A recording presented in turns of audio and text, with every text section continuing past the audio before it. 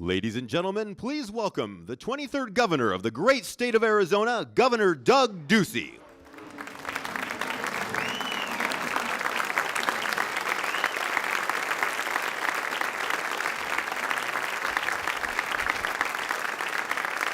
Thank you. Thank you. Thank you. I want to say good morning to all of you and thank you for being here. I want to give a special thanks to Phil Francis and John Whiteman for their passion and possibility that they're exposing us to in educating our state's kindergarten children. I also want to say thanks to Steve Selznow of the Arizona Community Foundation. I want to say thank you to the Stardust Foundation. Thank you to Sharon Harper and GPL for their involvement on this critical issue. We are here today with one common goal, and that is to bring the words opportunity to all to life for all of Arizona's children. No matter what their background or their zip code, all Arizona kids deserve an opportunity for an extraordinary education as early in life as possible. Just last week, we unveiled a bold new vision for our state. Achieve 60 AZ. Arm in arm with business, higher education, and K-12 leaders, we are committing to rise as a state and move the needle forward in career and college readiness. Our goal, by the year 2030, at least 60% of working age adults will be holding a college degree or career training. It's daring, and central to its success is early literacy. We know that a child's success in school and life starts with and depends on their ability to read. The ability to read, write, speak, and listen are fundamental principles of learning. These skills aren't something that children should have. They're something that children must have. And it's our responsibility as leaders to build the educational environment and opportunities for their success. We know that third grade reading is a strong predictor of a child's success throughout their educational journey. But if you ask any third grade teacher where reading proficiency begins, they'll tell you it occurs long before a child's first day of school. Our state's third grade reading initiative, Read On Arizona, and in partnership with 700 schools in the state, is committed to successful literary outcomes for our youngest children through a results-based, data-driven, strategic approach.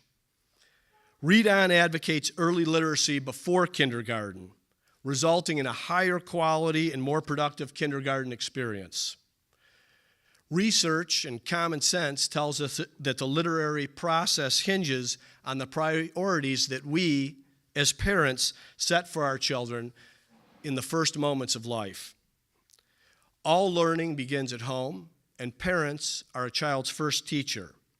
And parents who prioritize reading at home give their kids a major head start in education. Every parent remembers the first book they read to their child. With my boys, it was Cat in the Hat. After reading it several hundred times, I have it memorized and can still do the voices. Along with parental involvement, strong literary outcomes depend on great teachers in the classroom, one who is constantly guiding and tailoring a child's learning.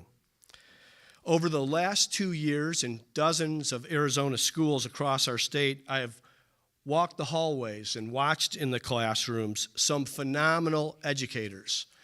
Simply put, I have been blown away. Our teachers are not only teaching our kids how to read, they are teaching them and inspiring in them a love of reading. I want our teachers to know that we value the work that you do. I know it's hard work, and I know that it's a heavy lift. But everything we are talking about here today depends on your ability to be successful. We need to have the best possible talent in the classroom, and their excellence needs to be respected and rewarded. The passion of our teachers demonstrate that reading fosters creativity, innovation, and curiosity in our kids, and this follows them for a lifetime. We know the foundations for success: a parent's guiding hand, a teacher's love of learning, and the necessary resources to create a learning path for every student. In Arizona today, a majority of our public schools offer all-day kindergarten. As we look at further targeted investment in K-12 education, my hope is that more schools will offer these programs to students. There's no issue more unifying or more pressing than early literacy. Again, I want to thank Phil Francis and John Whiteman for their power to convene and bring people together on this issue. I also want to thank President Michael Crow, Superintendent Cowan, and Superintendent Hightower for their leadership on this issue. What we want for Arizona's future requires us to know what we need in Arizona today. Every challenge our state faces and every issue of public policy that comes to the governor's office comes back to education.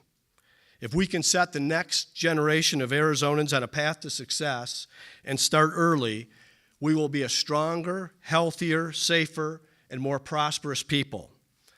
Our children are counting on us. We won't let them down. Thank you.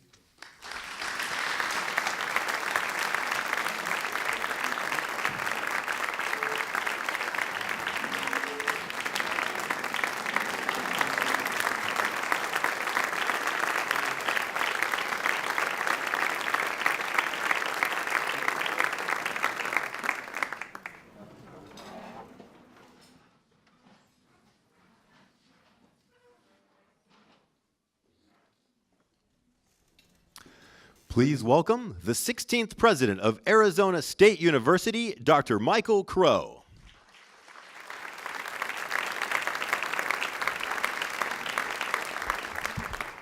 Morning, everyone, and welcome to the downtown Phoenix campus of Arizona State University. Just a little commercial about Arizona State. We have 72,000 full immersion on-campus technology-enhanced learners this semester, 11,000 of which are on this fantastic downtown campus. We also have 25,000 digital immersion online learners that are also technology-enhanced from throughout Arizona, throughout the United States, throughout the country. We also have this semester 200,000 additional individuals from 192 countries taking at least one course from ASU online through the projection of what we do. Now, why are we doing these things? What is this about? And this takes a mindset shift. The process of learning, the process of education, the role of education, the impact of education is different than it was when most of us grew up. Most of us grew up in a world where the model was a little bit simpler, the speed was slightly slower, the global competition among economies was a little bit less. The kinds of influences that technology has had on the workforce, on the economy, the kinds of things that are shaping where things are headed. A lot of the things that we see that are happening out in the economy now, really rapid, unbelievable developments in some areas that seem to leave lots of people behind in other areas. Frustration, particularly among those that have only a high school diploma or less. Among those individuals, which is every person of my immediate family before me, high school or less, for generations, all of whom were really smart people, really capable people, really quite hard-working people, but they would be less prepared today going forward because the world has shifted and the way that we learn and what we need to learn and how we learn has accelerated and changed. Just look at the economy since 2007. There are about 20% fewer jobs in the economy for people with a high school diploma or less in the United States than there were. Now, that's not their fault. They didn't do that. They didn't create that. They didn't make that happen. They thought they were doing what they needed to do. And the reason I'm bringing this up is that it is absolutely essential that we understand that the reason that we're here talking about all-day K, and the reason that we're here talking about early childhood development, and pre-K development and all the other things that we need to do to get the future generations ready is that it is necessary that we rethink the centrality of education to our collective success, our economic success, our cultural success, the success of our democracy, all of the things that we look forward to in the future, building from all the things that we've achieved in the past, are dependent upon whether or not we can educate our population at the highest possible level or not. Of the 1,000 variables that were considered in the analysis of in the analysis of what created the most significant driving force for social mobility in the last 110 years in the United States, of the 1,000 variables, one was most important: educational attainment. One variable outweighed all of the other variables combined. Social mobility is the American dream. People feel stalled, people feel frozen, people feel upset, people feel angry because we haven't yet caught up and realized the centrality of what it's going to take to be educated in the future.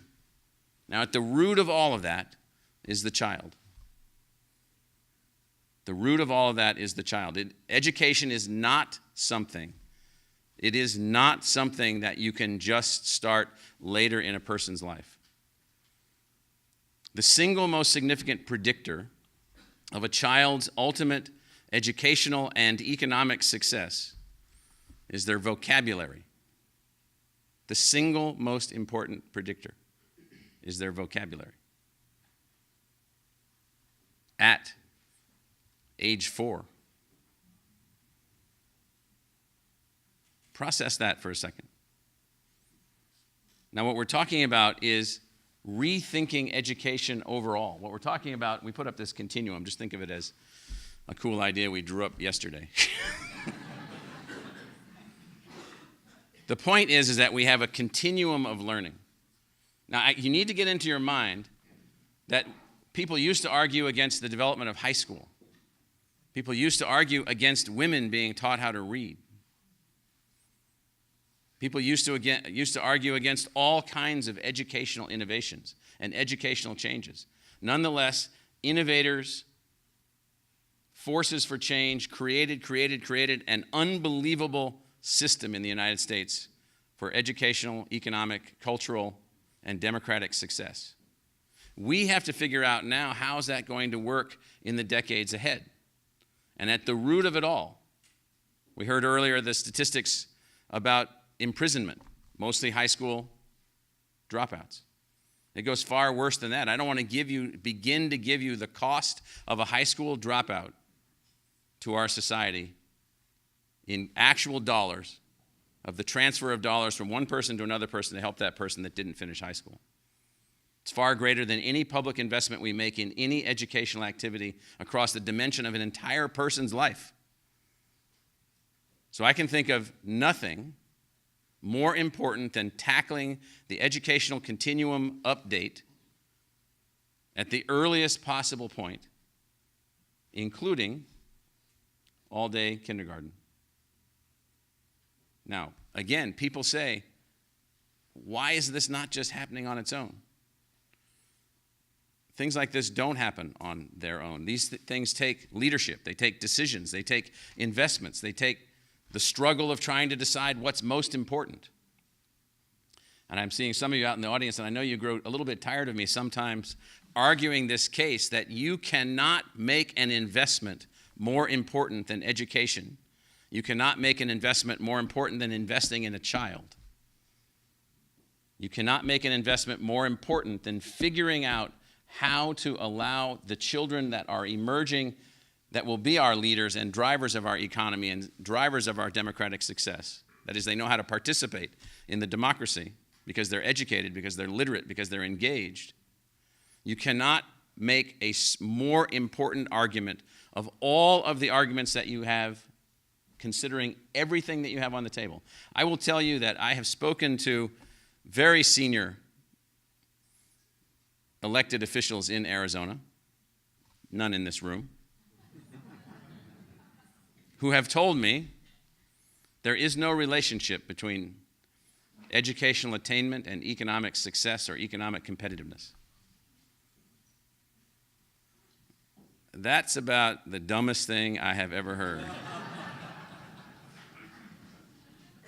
That is literally the dumbest thing I have ever heard. The United States is the most significant economy on the planet, the most creative group of human beings that have ever been gathered.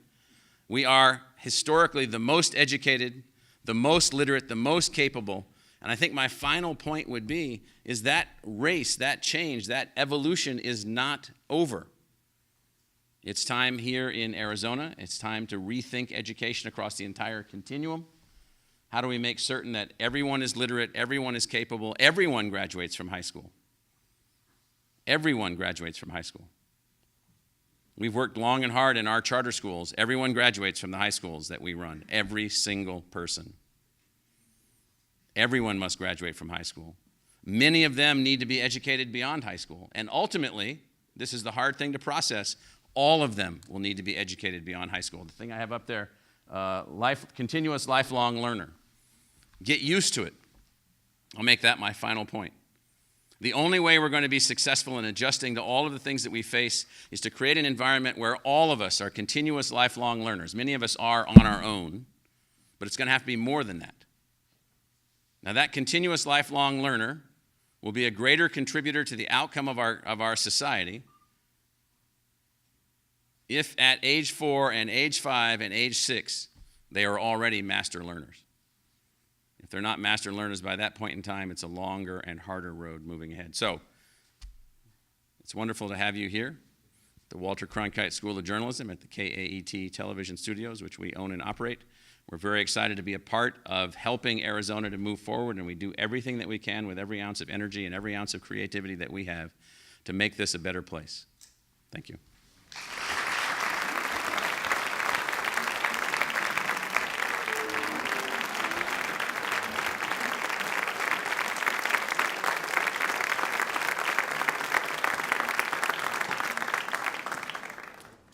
Please welcome the Superintendent of Arizona's largest public school district, from Mesa Public Schools, Dr. Mike Cowan.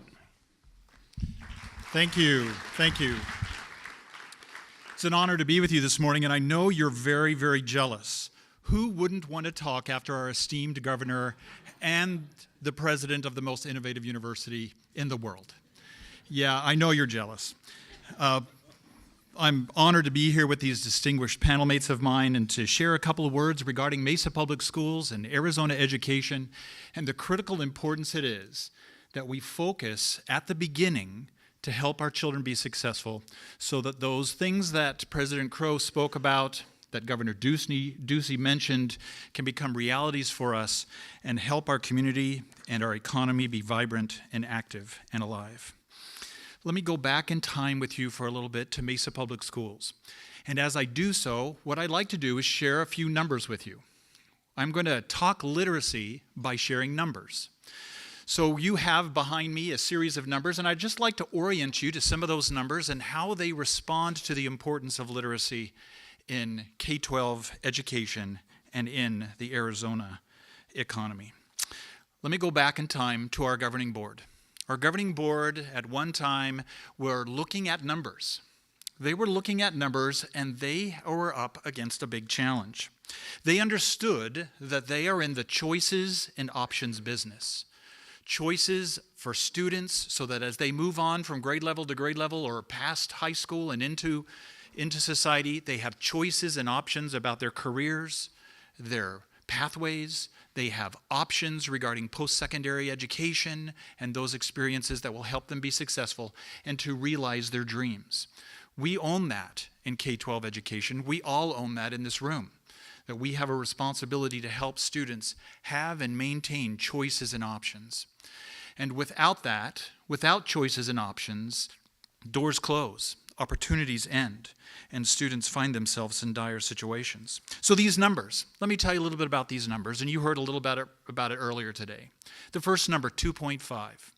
2.5 are the number of hours, 2.5 hours or 150 minutes, are what are provided to current kindergartners who are in half-day programs funded by the state.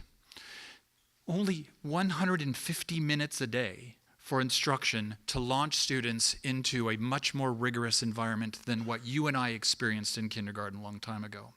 Now couple that with the next number our board was wrestling with, and that's 9, the number 9.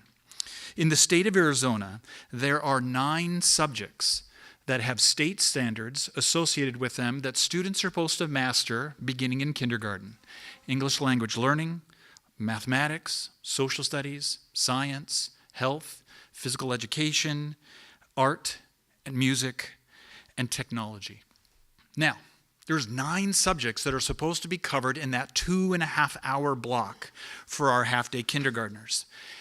If you took each one of those 9 subjects and divided it into the 150 minutes, that provides our students about 16.9 minutes of instruction in each of those areas.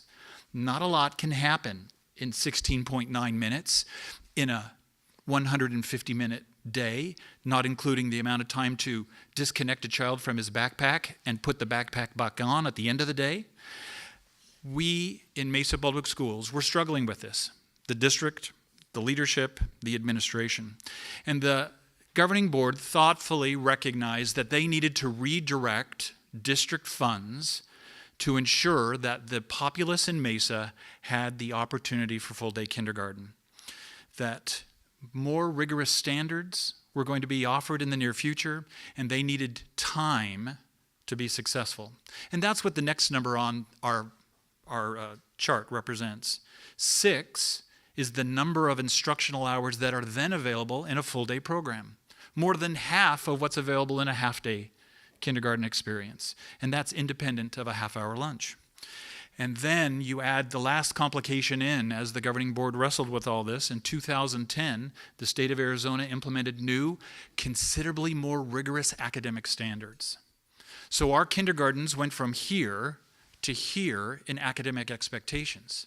And for us to be able to do that, giving attention to those 9 critical content areas, making sure that we're meeting the needs of individual students, and helping to ensure that every child is successful and ready to move on to an even more accelerated first grade experience, it behooved the governing board of Mesa Public Schools and the administration to ensure that we redirected funds. Now, the size of Mesa, 64,000 students, provides us a little more economy of scale than many of the districts in the state of Arizona. We have more opportunity for flexibility, we have more opportunity for creativity, and as such, we've been able to sustain and support full-day kindergarten even through some difficult years of the Great Recession. Other districts likely don't have those kind of areas of flexibility.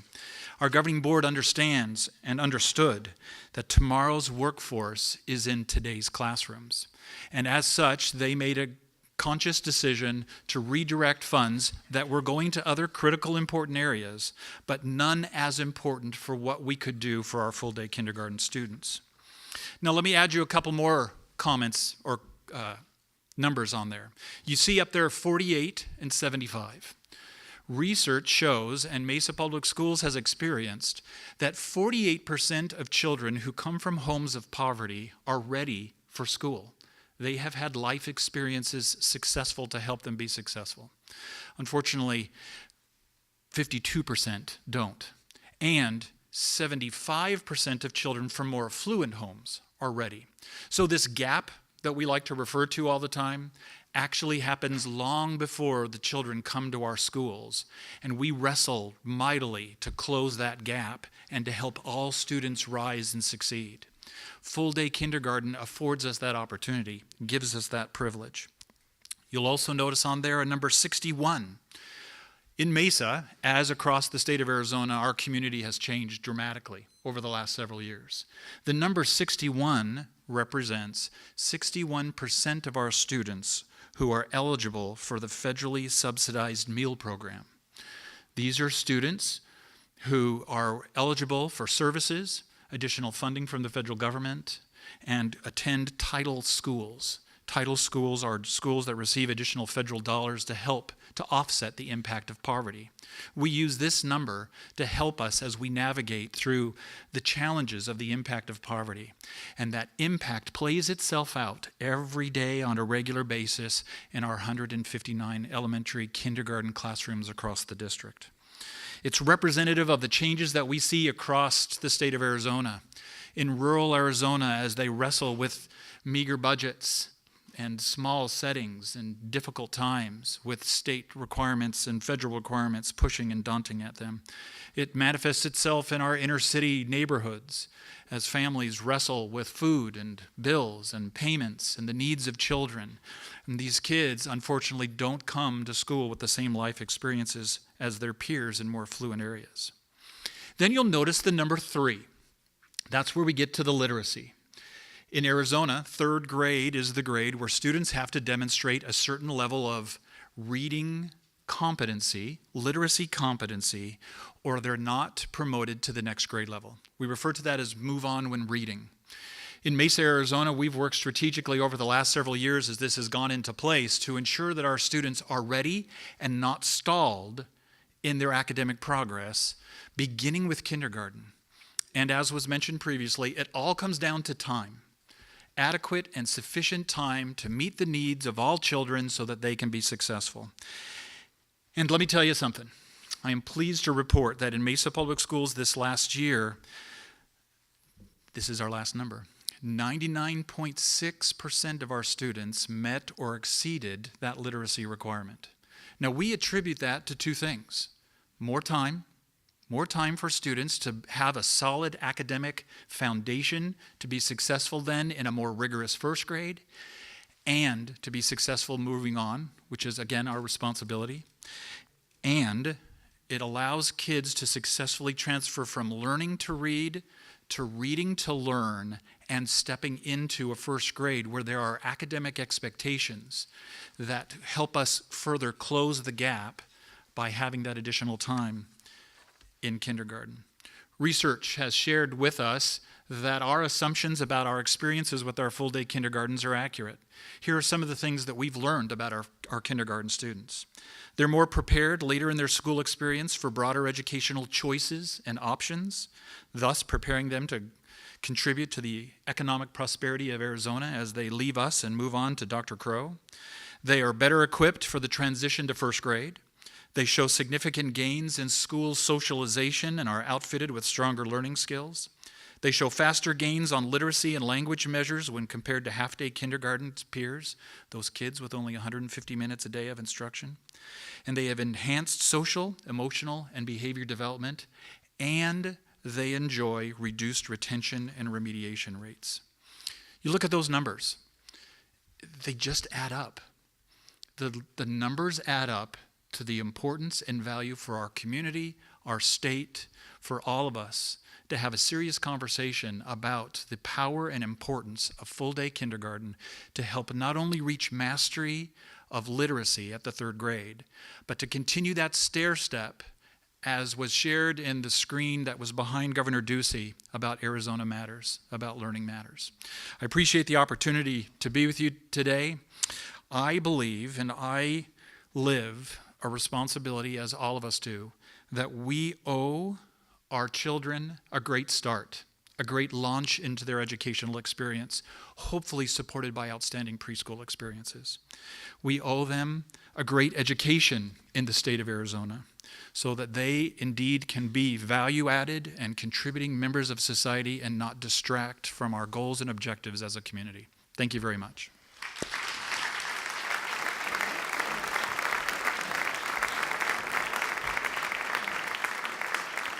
Ladies and gentlemen, please welcome the president-elect of the Arizona Latino School Superintendents Association and superintendent of Tolleson Elementary School District, Dr. Lupita Hightower.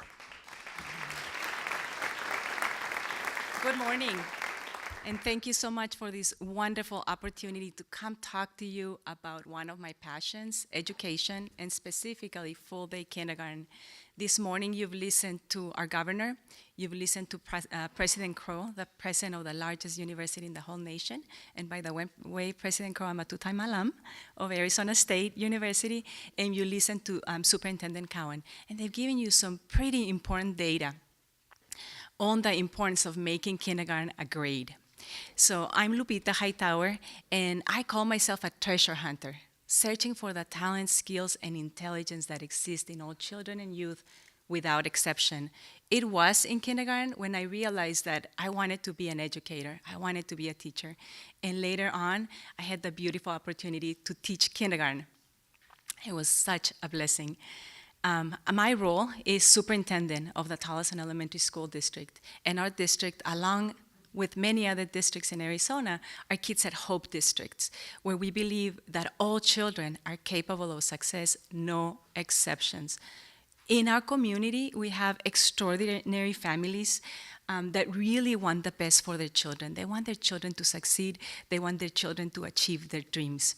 They're hardworking, and they have these incredible family values. With our philosophy, we always see our students as students at hope. We never see them as students at risk. But there are many implications to this philosophy. It takes a lot of systems, and it takes a lot of strategic work by many, starting with the parents, our teachers, our community, and staff. One of the major strategies we have at Tolleson Elementary, it is full-day kindergarten.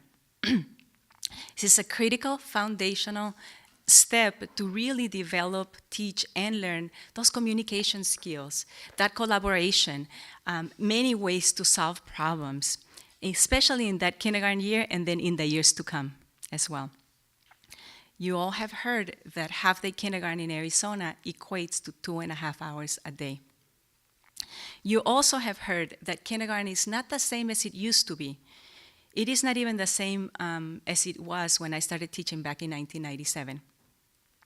If I may, I would like to share with you some of the expectations of what actually happens in a kindergarten day and what our principals and teachers are doing just this week. And I'll start with reading. Some of the expectations that our kids are going to be learning this week are: read common high-frequency words by sight, like the, of, to, you, she, my, is, are, do, or does. With prompting and support, describe the relationship between illustrations and the text in which they appear. What person, place, thing, or idea in the text and illustration depicts? With prompting and support, describe the relationship between illustrations and the text in which they appear. What moment in a story an illustration depicts? Demonstrate basic knowledge of one-to-one letter-sound correspondence by producing the primary or many of the most frequent sounds for each consonant. That's reading, and reading does not come naturally. Recognize and name all upper and lowercase letters of the alphabet. That's just for reading, not writing. I'll go on with math. Decompose numbers less than or equal to 10 into pairs or more than one way by using our drawings, and record each decomposition by a drawing or by an equation. Solve addition and subtraction word problems, and add or subtract 10 by using objects or drawings to represent the problem. Understand the relationship between numbers and quantities. Connect counting to cardinality. When counting objects, say the names in the standard order, pairing each object in one and only one number name, and each number name with one and only one object. Write numbers from 0 to 20, represent a number of objects with a red numeral 0 to 20. Count to answer how many questions, as many as 20 things arranged in a line, a rectangular array, or a circle, or as many 10 things in a scattered configuration. Given a number from 1 to 20, count out that many objects. Understand that the last number set tells a number of objects counted. The number of objects is the same regardless of the arrangement or the order in which they were counted. Understand that each successive number name refers to a quantity that is one larger. That's just for math. For science, they have to distinguish between living and non-living things this week, and for social studies, they have to recognize the difference between maps and globes, construct maps of a familiar place like a classroom, bedroom, playground, neighborhood. This is just the core subjects, so what do you think? How feasible is it to teach this content to 5- and 6-year-olds in a 2.5-hour day? One of my colleagues uses an analogy that is very poignant. She says, we used to teach kids to climb Camelback Mountain, but now we're expecting them to climb Mount Everest, which is great. This is to meet the demands of the global society. We have to do it in a developmentally appropriate way, but given the implications, it is of imperative importance to make kindergarten a full grade. In 2011, our school district unfortunately failed a maintenance and operations override. And for that year, our students, 75% of them, their parents could not afford to pay for the other half of full-day kindergarten. So as we reviewed our data, we have learned that our students who did not receive full-day kindergarten are still lagging behind their peers, even years later. Given that kindergarten is not what it used to be, given that kindergarten standards are a lot higher to meet the demands of today, it is incumbent upon all of us to make kindergarten a grade. This will help us close that opportunity gap so our students in Arizona can have that foundation that they need and so that they can fulfill their dreams for the future. Thank you.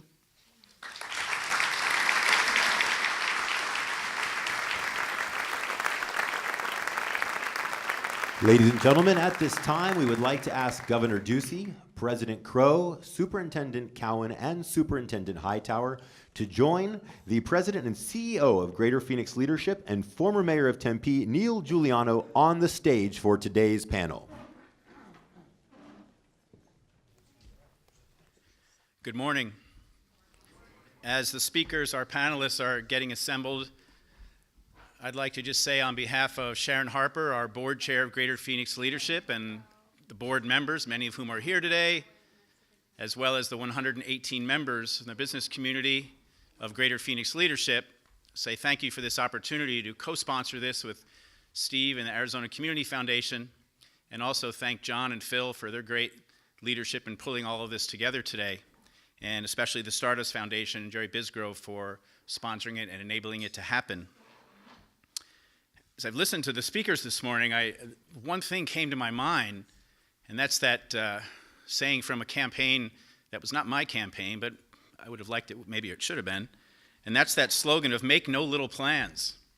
And I would add to it, especially when it comes to little children, make no little plans. So I have a question for each of our panelists, and then we'll have a little conversation amongst everyone. And I believe there'll be some information up on the slides as we do this as well. So,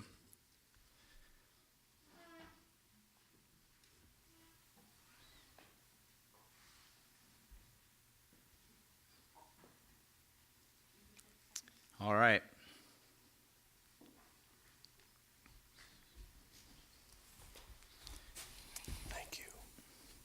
Well, as all of you know, with Greater Phoenix Leadership, the business community certainly looks forward to continuing a partnership with all the folks in the room, policymakers, educators, people from philanthropy, to advance these important issues. And education has been a bedrock issue of Greater Phoenix Leadership for many, many years, and we could look forward to continuing that partnership. We're going to start with our superintendents down in the end, Superintendent Cowan, Superintendent Hightower. You've both spoken to the very measurable difference that exists regarding student performance during these periods when school districts have and have not had full-day kindergarten. So can you elaborate perhaps a little bit on this issue of disparity, those who have received and those who did not receive full-day kindergarten, and on what should the state of Arizona making kindergarten a full-day grade, what would it mean to your districts? For a district, it would mean a lot. Those every 5 to 7 years, when governing boards have to make the difficult decision to call for a maintenance and operations override, to be able to fund full-day kindergarten, and sometimes those M&O overrides are successful, and sometimes they're not successful, like they were not for us in 2011. To see the differences in achievement of the students who did not have full-day kindergarten to the ones who did is very impactful, especially as an educator and especially as a school superintendent. That one of the best parts of my job is to bring opportunities for children that they might otherwise not have, and not being able to offer that for them. So if Arizona decided to fund and make kindergarten a grade, it would be very significant to have those resources for other things that the governing boards would have to decide what that would be. Thank you. Superintendent? I'd echo Dr. Hightower's comments. I'll go back to when we first started implementing a test that measures student preparatory experiences regarding literacy. It's called the DIBELS test, Dynamic Indicators of Basic Early Literacy. It's an assessment that was developed by the University of Oregon. We administered the assessment at one of our elementary schools with about 97% eligibility for free and reduced lunch. So this was a community that was significantly struggling with poverty. As we administered the test at the beginning of their kindergarten year, the results came back and I received a phone call from the principal. She said, Dr. Cowan, I'm not quite sure what to do. I'm looking at the results that we have, and our results are lower than the bottom of the scale that the University of Oregon provided for us to track the progress of our students. And so we had to go back with the University of Oregon and lower the left-hand side of the scale so that we could actually identify where those students were and where they needed to go. So that's a little disparity between how these kids come, prepared or ill-prepared for their experience. Now, in Mesa Public Schools, if we were able to reallocate the funding that we currently use for kindergarten, that would provide us some wonderful opportunities to focus on the unique needs of our learners. Perhaps it might be some areas to help them further their social capacities. Might be students who struggle with dyslexia and need specialized support and services. Might be some other areas where we can focus those dollars in a very meaningful and critical way so that we are meeting the needs of individual students to help all students be successful in our system. Thank you. Come back to that maybe in a minute after we ask some questions of our other panelists. So Dr. Crow, as visionary of education in Arizona, put into context for everyone here what advancing full-day kindergarten now would mean for those kids who will be showing up at ASU and other institutions in 13 years. And why is that important for the long-term trajectory of Arizona? Well, what's happened is that the economy has shifted to the extent that the past educational achievements are not adequate for what lies ahead. Now, this has occurred several times in our society. It's occurring now in a faster way than we've ever encountered before. And so what we need to do is we have to do everything that we can to get every child through modern high school to a level of learning capability that would allow them to adapt to the economic opportunities and the complexities that they confront. And then of those children, and the governor has just taken a fantastic leadership role in creating this 60% attainment level, so post-secondary 60% attainment level. To do that, those numbers are unachievable unless every child at the end of the third grade has the level of reading and sort of spatial awareness necessary to move on, and that's unattainable unless the child is started at the earliest possible age. And it's also unattainable unless there is a focus by expanding the educational experience. Now, I know everybody says, oh, there's just, how can we send people to school for so long? How can we do this? How can we do that? You know, it's going to bankrupt us. You know, all these horrible things are going to happen. We're being bankrupted right now by picking up the pieces of not being successful in this process. I'd rather prove the point that it leads to economic success rather than bankruptcy by getting these kinds of things underway. Thank you. So, Governor Ducey, so you've heard some of the data, and in the governor's Education Matters vision that you've very artfully articulated during your tenure, you've talked about kindergarten success as a step to this third grade literacy, the 21st century education. So, returning to full-day K for every child in Arizona, how does that fit, and is that a tool, do you think, that could be a part of that vision? I think anything that we do that focuses investment and resources on early childhood literacy is a good use of dollars. I mean, we've got Michael Crow sitting up here who's known around the country and around the world as someone who is leading in higher education. But we also have two superintendents who really make a difference inside their school system. And an additional dollar invested in these school district is going to result in outcomes and in better results. So as governor, I think you've seen through the effort of the last year with Proposition 123, with the focus on Achieve 60 AZ. But still not too far from my memory is the first year, which was the balancing of the budget, when we had come out of a tremendous downturn.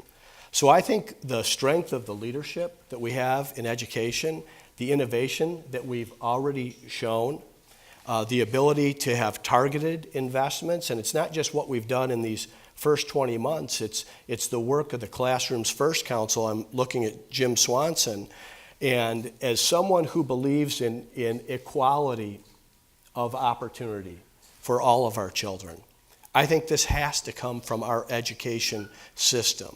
And for us to look, when we see the disparity from the affluent areas to the low-income areas to the tribal nations, that there is a better way that we can focus our resources to close this gap and allow all of our children to rise. Terrific. For each of you then, as we move forward on this issue and so many others, the collection of folks in this room, of policymakers and others, is an impressive group. Give us a charge. Tell us what you believe business, education, philanthropy, government can do to move forward on this issue, and what can we do to be helpful? Superintendents, why don't we start with both of you? I'll start. Go ahead. Okay. What can we do? I would say that as we look at the continued reform of education in the state of Arizona, the best ROI, return on investment, is going to be taking a look at our kindergarten students and figuring out how to ensure that kindergarten students across the state of Arizona are afforded the time necessary for them to not only successfully complete the state's expectations for them, but also to be prepped and to launch into further educational experiences. There are lots of things we could choose from, but I think that would be the best ROI for us in the long term, which would be a benefit to our universities and to the economy as a whole. Great. For Arizona, I believe that this is a great opportunity to be leaders in this area, to say, yes, we understand how important it is to prepare our kids for the future so they can achieve their dreams, and we can make kindergarten a whole grade. Times have changed significantly. A lot of people refer to it as a first grade, but it does not have a grade. It has less than half a day. President Crow, what should the leaders in this room do? I think there's a need for tremendous mindset shift. We're thinking that somehow these are sort of temporary things, or these kinds of underachievements are a function of things as simple as just what goes on at home and so forth and so on. It's much more complicated than that, and it's all going on at a time when the entire competitive position of our economy is shifting to a higher gear. If we don't change our mindset and realize that the single most important thing is investment in lifelong education from the earliest possible point through a person's life, including all-day kindergarten, we are literally fools. We won't bear the consequences, most of us in this room, but our children and grandchildren in this state will not be competitive. When you are not competitive, you will bankrupt yourself dealing with the problems of not being competitive because you have no economic opportunity and no sufficient economic growth to be able to be all the things that the people that came before us have been able to set up. So for me, the most important thing, particularly for the business community leaders, is mindset shift. Invest in this and get substantial return. Don't invest in this and pay through the nose. Thank you. Governor, how can the folks in the room support you and your vision for the 21st education for Arizona? Thanks, Neil. And again, thank you to Phil and John. I'd have a couple of messages here. One to the policymakers, to be thoughtful around our investment as a state and this focus on results and outcomes. We've demonstrated what we can do in this state. And I think, we're already spending 49% of the budget on education. This is our state's priority. We should have the results, whether it's on third grade reading, eighth grade math, high school graduation, college matriculation. These are measurements we should embrace from the governor's office to the Center for the Future of Arizona. Second, to the education experts. I mean, what I would say to the champions in the room, just keep doing what you're doing. We're trying to keep up with you. I think it's obvious that we know how to educate a child in Arizona. And I want to close with that to the business people. What you can do is be wildly successful in your business, create a lot of income that will produce more taxes, that gives us more investment, and has you hiring more people. And then I would say to the civic leaders, how you can help the state, how you can help the governor, is to talk Arizona up. We are doing phenomenal things in this state. I told Dr. Crow I was able to sit on a stage with the governor of Massachusetts in Cambridge at the Pharmaceutical Association and congratulate him on MIT's second place finish to Arizona State University.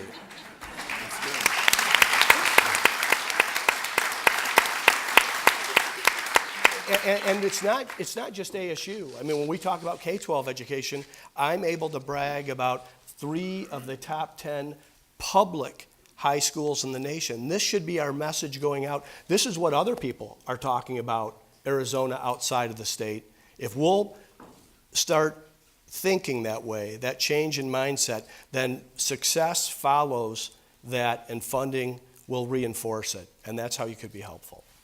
Thank you. Let's give our panelists a round of applause. Thank you very much. Appreciate you participating today. We can Ladies and gentlemen, please Mike remain in and- your seats, actually. And Phil Francis, former CEO and retired chairman of PetSmart and the former chairman of Teach for America, will now join us on stage for closing remarks.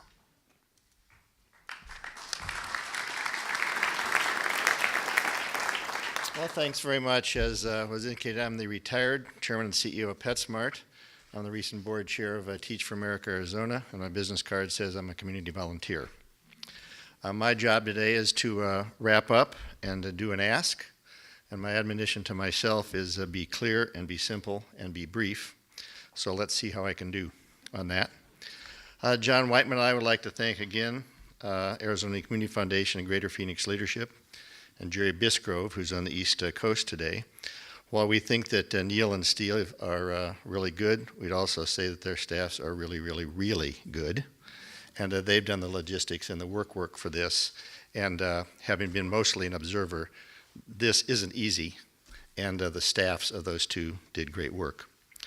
This Saturday in the Arizona Republic, we read about our governor's goal that by 2030, at least 60% of the working age adults in Arizona will have a college degree or career training. Our best investment, John and I would assert, to achieve that goal is to make kindergarten a full-day grade in Arizona. As you can see up there, and according to the Governor's Education Matters Arizona Roadmap, the first step toward third grade literacy, high school graduation, and beyond, the foundation step, is kindergarten success. The best way to achieve our governor's goal is to make kindergarten a full-day grade in Arizona. You heard the president of the nation's largest, most innovative, and I would say getting better fastest university say that kindergarten is a critical early step to creating a solid foundation for learning, positioning children to achieve academic success, and improving their long-term prospects. The best way to support President Crow's statement is to make kindergarten a full-day grade in Arizona. You heard from the superintendent of Arizona's largest school district. In Mesa, we celebrate that 99.6% of our students subject to retention laws met or exceeded state reading requirements this year, and full-day kindergarten instruction is a significant factor influencing that success. The best way to support all children reading by third grade is to make kindergarten a full-day grade in Arizona. You heard from the incoming president of the Arizona Latino Superintendents Association. With more than half of Arizona's K-12 students living in poverty, the majority of our families cannot afford to pay for their children to have the second half day of kindergarten. The best way to make sure every family has access to full-day kindergarten, no matter where they live or how much their family makes, is to make kindergarten a full-day grade in Arizona. So here's the ask.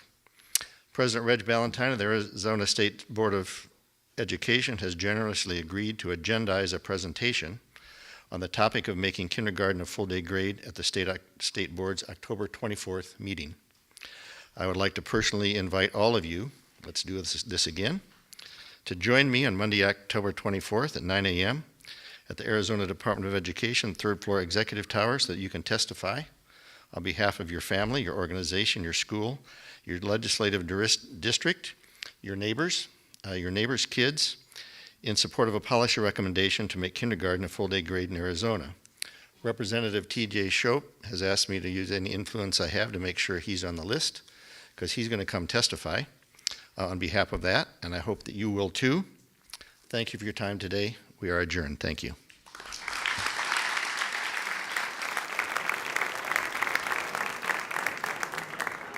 Ladies and gentlemen, thank you for joining us for the Power of K breakfast, where full-day kindergarten equals literacy.